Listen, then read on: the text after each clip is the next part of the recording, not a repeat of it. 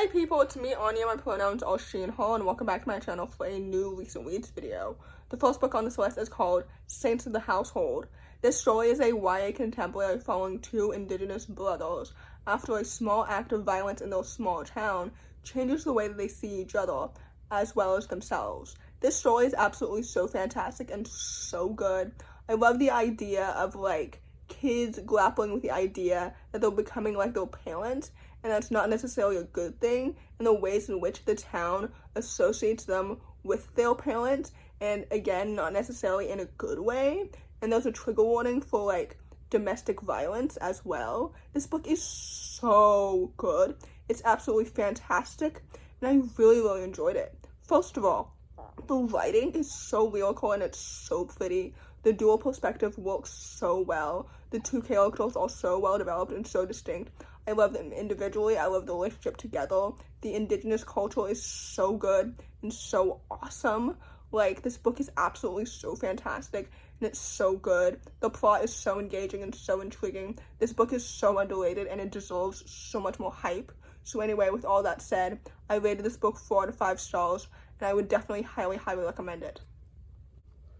The next book on this list is called Kisses, Codes, and Conspiracies. This story is a YA contemporary following a young East Asian main character as he is navigating a love triangle, conspiracies, heists, and babysitting. I didn't really like this book that much. In fact, I didn't like it at all. Because, first of all, I just can't take contemporary heists seriously at all. Because the stakes didn't really feel real to me.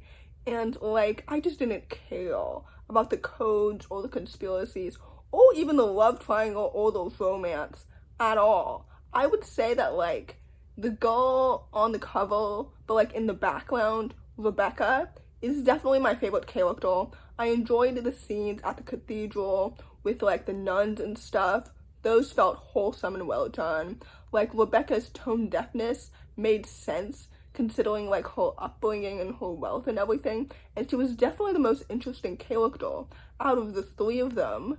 And, her ending I definitely cared the most about. As for the romance, the endgame romance, and those family dynamics, I did not care about at all.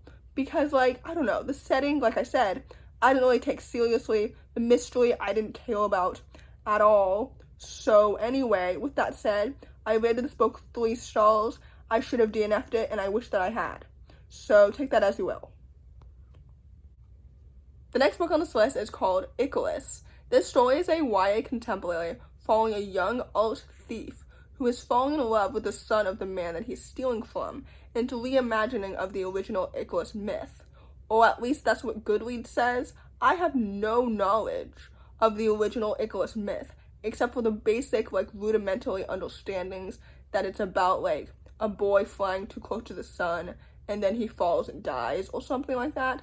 I don't really know. But anyway, this book was so good, and it was absolutely fantastic. And I think I had really low expectations for it, because I've never quite finished a book before by this author, and now I want to. The writing is fantastic. It's so lyrical, it's so poetic, and I loved it. The romance is excellent, and it's so cute, it's so gay, and I really love it so much. The characters are so well developed and so distinct.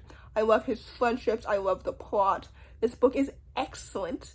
I also loved all the art elements to it. There is a trigger warning on this book for physical abuse and emotional abuse and neglect coming from parents and stuff. But overall, this book is so good.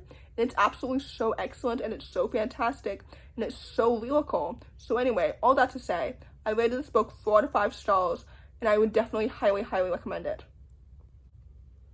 The next book on this list is called Pearl. This story is a YA historical fiction graphic novel that follows a young Japanese-American main character who must navigate questions of loyalty and uncertainty in Hiroshima during World War II. This book is absolutely so fantastic, and it's so good. First of all, the illustrations are so vivid and so vibrant and really make the story come to life so much more. The characters are so well developed and so distinct. The setting is so well researched and it's so well done. The plot is so engaging and so intriguing. This book is so fantastic, and it's also coming off the fact that I visited the Pearl Harbor Museum in Hawaii a few weeks ago, and this book is so emotional and it's so good.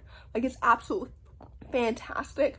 I just really, really enjoyed it from the beginning to the end. This story does take place over like a long period of time, but I thought it was so well done and it was portrayed so well. I just really, really enjoyed it because I was so immersed in the story from the beginning to the end. It is so excellent and it's so well done. So anyway, with all that said, I rated this book 4 out of 5 stars, and I would definitely highly, highly recommend it.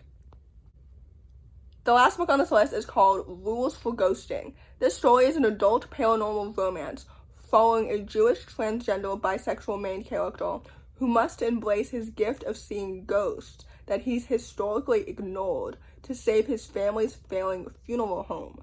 This story is absolutely so fantastic and it's so excellent, and I really, really enjoyed it. I've been trying to ease more into reading adult books lately, and this book was absolutely so fantastic, and it was so good. First of all, the writing hooked me in immediately. This book is haunting and it's lyrical and it's so good. The characters are so well developed and so distinct. I loved the Jewish culture, the funeral home settings. Like, it was so good and so atmospheric. The characters are so well developed and so distinct. I love his sibling dynamics. I love his dynamics with his parents. The romance is absolutely so adorable and it's so cute and it's so well developed. Like, screaming and crying, mostly crying because this book did make me cry 3 times. It's so good, it's so well done, and I loved every single second of it. This book is excellent, it's fantastic, it's brilliant, it's so fantastic and so fabulous. Like, I loved it so much. The queerness of it all was so well done. Like, this book is so fantastic, and I really, really enjoyed it so much. Like, the Jewish culture, like the setting. Anyway, all that to say, this book is fantastic and so emotional, and I really loved it. So with that said, I rated it 5 stars, and I would definitely highly, highly recommend it.